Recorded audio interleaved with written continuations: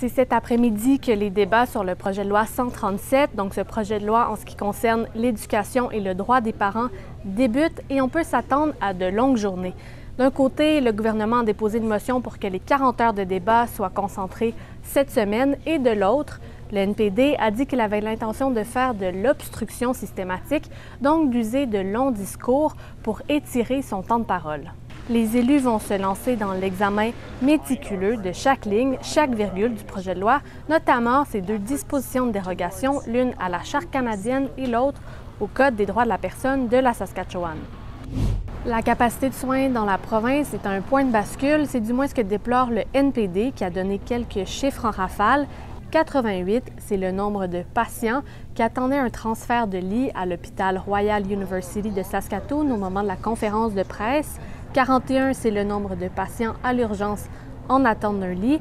Et 200 000, le nombre de personnes sans médecin de famille. L'opposition voulait lancer ce message au gouvernement de Scott Moe. Il y a des enjeux plus urgents à débattre que le projet de loi sur le droit des parents. Où en sont les négociations entre les enseignants de la province et le gouvernement? Eh bien, toujours pas d'accord.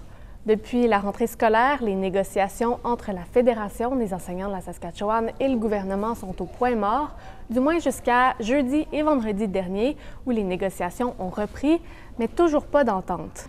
La STF dit que le financement en éducation n'est pas conséquent avec l'augmentation des inscriptions et que les salaires et les conditions de travail ne sont pas à la hauteur. La semaine prochaine, il va d'ailleurs y avoir un vote pour demander aux membres est-ce qu'ils veulent ou non que des sanctions soient mises en place, comme par exemple une grève.